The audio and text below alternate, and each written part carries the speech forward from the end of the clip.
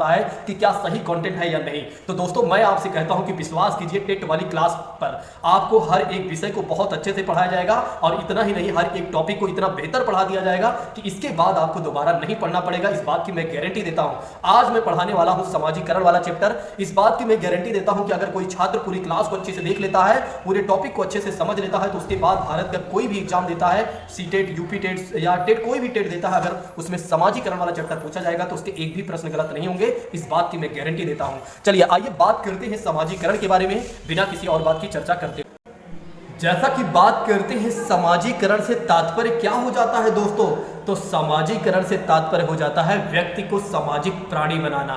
किस व्यक्ति को सामाजिक प्राणी बनाने की बात की जा रही है? उस व्यक्ति को सामाजिक प्राणी बनाने की बात की जा रही है जो व्यक्ति सामाजिक होता ही नहीं है। कौन है वो व्यक्ति? कौन है वो व्यक्ति जो सामाजिक नहीं होता है? तो कोई व्यक्ति नहीं बल्कि एक बच्चा होता है। एक बच्चा होता है या वो बच्चे होते हैं जिनका जन्म होता है। जन्म होने के बाद वे सामाजिक प्राणी नहीं होते हैं, तो उन्हीं को क्या करना पड़ता है? हमें सामाजिक प्राणी बनाना पड़ता है। तो वे सामाजिक प्राणी कैसे बनते हैं? तो वे सामाजिक प्राणी अपने आप से बन जाते हैं। बस जैसे जैसे उनकी उम्र बढ़ती जाती है वैसे वैसे क्या होता है? वैसे वैसे क्या होता है? वो लोगों के संपर्क में जाते हैं और जैसे जैसे लोगों के संपर्क में जाते हैं वैसे वैसे वो लोगों से तमाम तरह की चीज़ें सीखते जाते हैं और जो तमाम तरह की चीज़ें सीखते जाते हैं वही है उनका समाजीकरण है। जैसा कि बात करते हैं, समाज उन्हें बताता है परंपराएं क्या होती हैं, समाज उन्हें बताता है कि मान्यताएं क्या होती हैं, और समाज उन्हें बताता है रीति रिवाजें क्या होती हैं, और समाज उन्हें बताता है कि आस्थाएं क्या होती हैं। तो दोस्तों जैसा कि बात करते हैं, जो समाज उन्हें बताता है, जो समाज उन्हें बताता है यानी उन बच्चों को बताता है कि परंपराएं क्या होती हैं, मान्यताएं क्या होती हैं, रीति रिवाजें क्या होती हैं, आस्थाएं क्या होती हैं, वही जो समाज से बच्चा जानता है या समाज उसे जो बताता है वही है उसका समाजीकरण है। अब याद करिए कि कल तक हम भी बच्चे थे, याद करिए कि कल तक हम भी बच्चे थे, हमें कुछ भी नहीं पता था।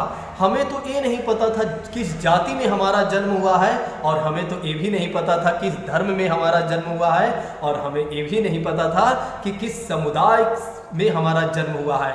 तो हमारे समाज ने हमें बताया, हमारे समाज ने हमें बताया कि हम इस जाति के हैं, और हमारे समाज ने हमें बताया हम इस धर्म के हैं, और हमारे समाज ने हमें बताया इस समुदाय के हम हैं, और इन्हीं के अनुसार, मतलब समाज ने हमें बताया, समाज ने ही हमें बताया आप इस जाति में जन्म लिए हो तो इसी के अनुसार आपको चलना होगा, इस धर्म में आपका जन्म हुआ है तो इसी के अनुसार आपको चलना होगा।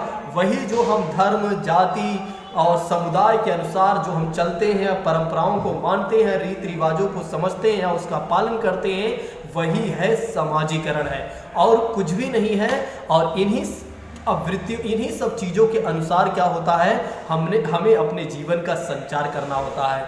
इन्हीं सब चीज़ों के अनुसार ही हमें अपने जीवन का संचार करना होता है, यानी कि चलाना होता है। अगर हम समाज की मान्यताओं को ना माने तो समाज हमारा क्या कर देता है? बहिष्कार कर देता है। आइए बात करते हैं, कुछ मनोवैज्ञानिकों के अनुसार भी कुछ बातें रखी गई हैं समाजीकरण के संदर्भ में ही। जैसा कि बात करते हैं दोस्तों, जैसा कि बात करते हैं, कुक महोदय क्या कहते हैं कि समाजीकरण की प्रक्रिया का यह परिणाम होता है। मतलब जब समाजीकरण हो जाता है तो उसका रिजल्ट ये होता है कि बालक जो होता है सामाजिक दायित्वों को स्वयं ग्रहण करता है। यानी कि बालक क्या करता है? सामाजिक दायित्वों को स्वयं ग्रहण करता है। ग्रहण करने का मतलब सामाजिक दायित्वों को स्वयं समझता है, और समझने के बाद क्या होता है? समाज के विकास में योगदान देता है। याद करिए कि कल तक हम बच्चे थे, हमें कुछ भी नहीं पता था, लेकिन हमारे समाज ने हमें बताया कि हमारे दायित्व क्या है, और जब समाज ने हमें अपने दायित्व को समझाया तभी हमने क्या किया? समाज के विकास में अपना योगदान भी देना शुरू कर दिया।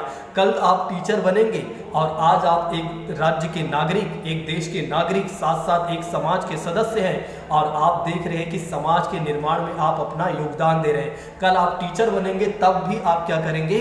समाज के विकास में अपना योगदान देंगे, क्योंकि समाजीकरण आपका हो चुका है, और जिसकी वजह से आप अपने सामाजिक दायित्वों को समझ गए हैं, और इसलिए समाज के विकास में योगदान आप देंगे, या इस समय आज भी दे रहे हैं। ठीक है, तो इस कथन को किसने कहा है? कुक महोदय ने कहा है। इस बात को ध्यान रखिएगा। अगर हमारे एग्जाम में प्रश्न ये पूछ लिया जाए कि सामाजिकरण की प्रक्रिया का परिणाम यह होता है कि बालक सामाजिक दायित्वों को स्वयं ग्रहण करता है तथा समाज के विकास में योगदान देता है, इस कथन को किसने कहा है? तो कुक महोदय ने कहा है। चलिए नेक्स्ट बात करते हैं, किम्बाल यंग के अनुसार के बारे में बात करते हैं। ये क्या कहते हैं? देखिए, ये कहते हैं कि समाजीकरण वह प्रक्रिया है, समाजीकरण वह प्रक्रिया है जिसके द्वारा व्यक्ति सामाजिक और सांस्कृतिक क्षेत्र में प्रवेश करता है। देखिए, कहते हैं कि समाजीकरण वह प्रक्रिया है जिसके द्वारा क्या होता है? व्यक्ति सामाजिक और सांस्कृतिक क्षेत्र में प्रवेश करता है, और इतना ही नहीं बल्कि समाज के विभिन्न समूहों का सदस्य भी बनता है। बिल्कुल सही बात है। समाजीकरण की प्रक्रिया एक ऐसी प्रक्रिया है जिसके द्वारा क्या होता है? व्यक्ति सामाजिक सांस्कृतिक क्षेत्र में क्या करता है? प्रवेश करता है, और इतना ही नहीं समाज के विभिन्न समूहों का सदस्य भी बनता है। इस बात को ध्यान रखिएगा। नेक्स्ट बात करते हैं दोस्तों, नेक्स्ट बात करते हैं रॉस महोदय के अनुसार क्या कही जा रही है बात। रॉस महोदय कहते हैं कि सहयोग करने वाले लोगों की अहम की भावना का विकास और उनके साथ काम करने की क्षमता तथा संकल्प को ही क्या कहा गया है? सामाजिकरण कहा गया है।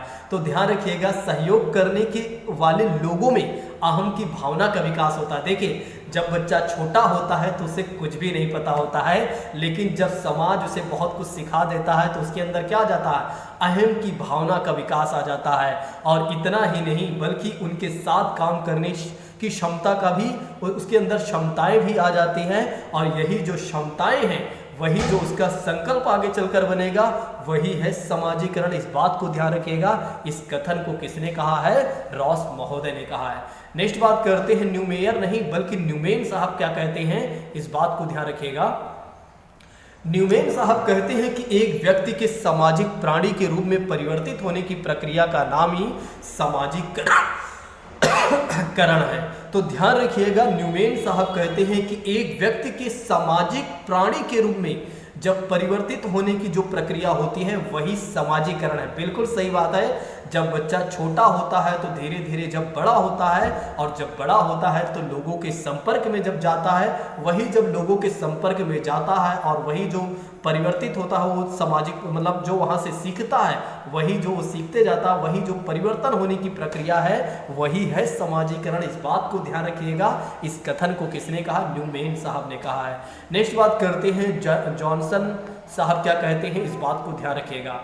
तो जैसा कि बात करते हैं, जॉनसन साहब क्या कहते हैं कि समाजीकरण इस प्रकार का सीखना है कि सीखने वाले को सामाजिक कार्य करने के योग्य बना देता है। वाह, अद्भुत चीजें हैं। क्या कही जा रही हैं? एक बार फिर से समझिएगा।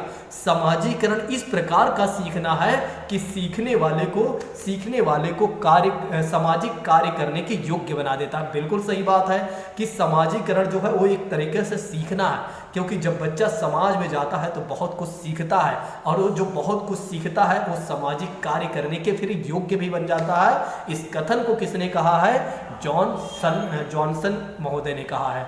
तो दोस्तों जैसा कि अभी हमने देखा, तो दोस्तों जैसा कि बात करते हैं, अभी हमने क्या देखा? समाजीकरण क्या है, समाजीकरण से तात्पर्य क्या हो जाता है। तो हमने देखा कि व्यक्ति को सामाजिक प्राणी बनाना है।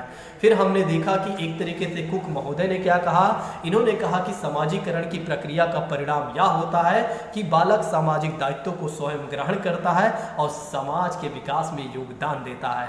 फिर हमने देखा किम्बाल यंग के अनुसार समाजीकरण वह प्रक्रिया है जिसके द्वारा व्यक्ति सामाजिक सांस्कृतिक क्षेत्र में प्रवेश करता है तथा समाज के विभिन्न समूहों का सदस्य बनता है।